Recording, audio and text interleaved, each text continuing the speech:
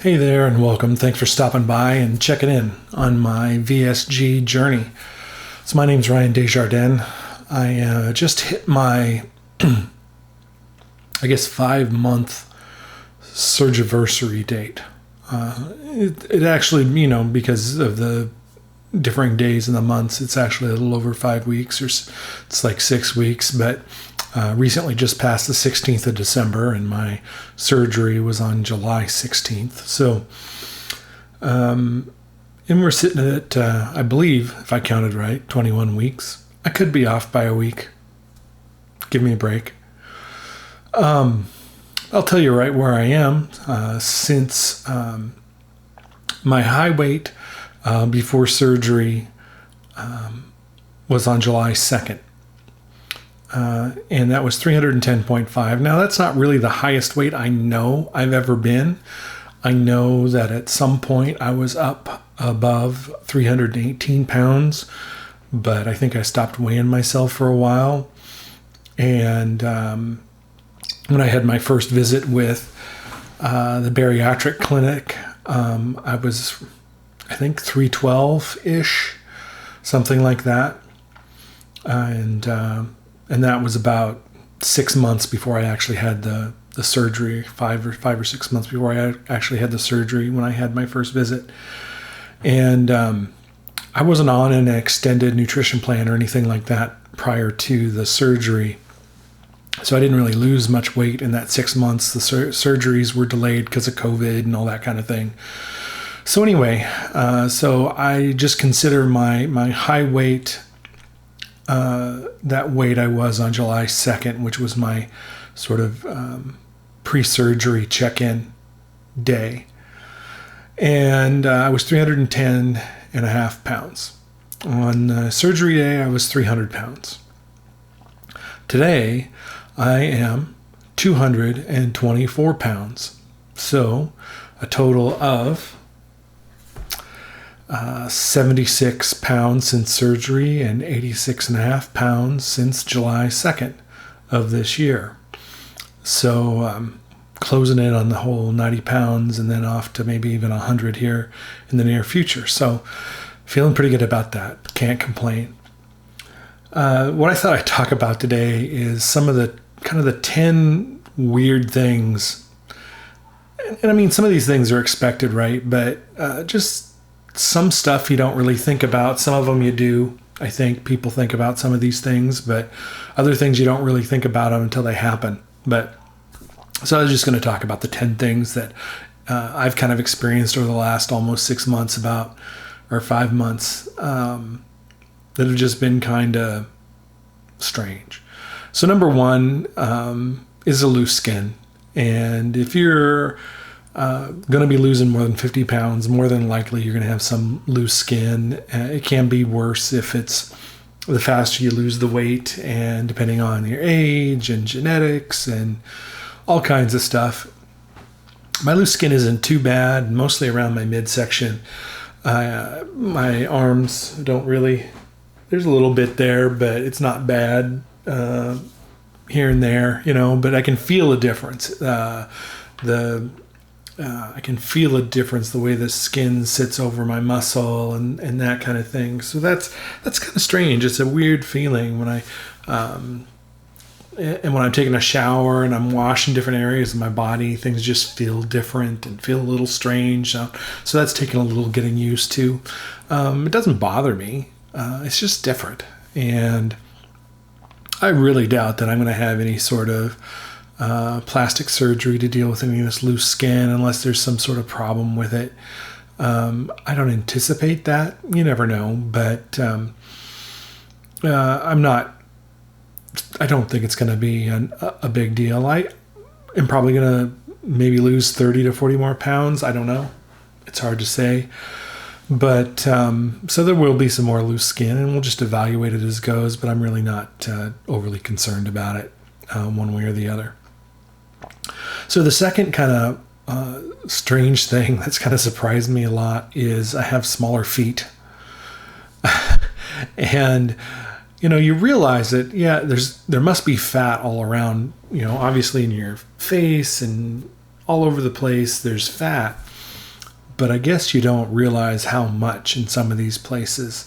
And I'll show a picture of my walking shoes. I've had to like reef on and double tie the laces to kind of squeeze the shoes into a smaller size so my feet don't just flop all over the place on the inside.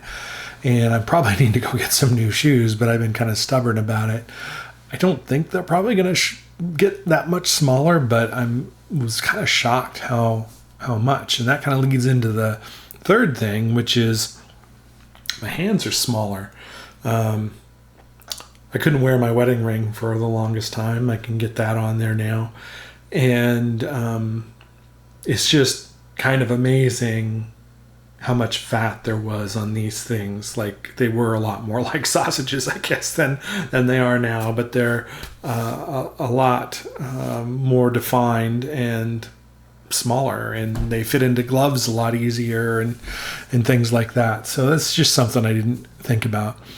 And of course that ties in also to number 4, which is just the smaller head thing. Now, I expected, changes in the face, but just, hats that, I kept had on the same size before I had my surgery and didn't wear until just recently are all loose. And that's just, it was just kind of caught me by surprise. Or old stocking caps that might not fit the same way, and things just don't feel the same way when I put them on my head. So that kind of thing struck me as kind of strange. The other thing that I've noticed since the surgery, so this is number 5, is change in taste as far as food goes. Much more sensitive to sweet. Fruits taste a lot sweeter. Most things with added sugar or artificial sweeteners are too sweet for me to really deal with very much. And that's continued on. I don't know if that's going to be a lifelong thing, but I have noticed that. I really changed my diet, and I feel drawn towards healthier foods for that matter. And that maybe that's part of me, intentionally changing some things, becoming more plant-based or something like that. I'm not really sure, but I really feel drawn to healthier foods when I snack, going for carrots and hummus and things like that instead of chips and that kind of thing. And I still like cheese, but I just don't eat that much of it. It's just really kind of strange how the focus in foods that I find attractive have changed. And I don't know if that's just the surgery. I doubt it. I think there's some mindset in that too, and that I really changed my mindset on what I wanted my relationship with food to be. So that's changed a lot. So I think a combination of those things, like the sensitivity to sweet and some things just not tasting the same to me, has made some things unattractive. So all in all, I actually think it's helped my relationship with food and making good choices and those kind of things. So number 6, so some changes in the bathroom, and I'm not going to get too graphic, but I don't go as often. And for anything, whether I have number 1 or number 2, regardless, I'm not going nearly as often as I used to, which is kind of nice because it's kind of feels like a waste of time when you're in there. So that's been different. I've also found a change. This is number 7, a change in balance. Like my sense of balance has come back. It seems like I feel more secure on my feet when I'm walking around, going up and down stairs, just out on a walk, or working around our property. I just feel better on my feet. And obviously there's a strong correlation with the weight loss and the balance, and I think my body not being so ready to tip over, I guess, or something like that. But It was something that I just didn't quite think of before. I'm having different body pains now.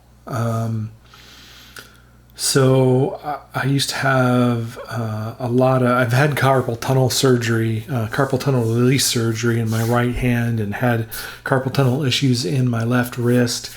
And even with the surgery, it got better, but as I gained weight, it seemed to come back, and that's pretty much resolved. Like I don't have those problems right now.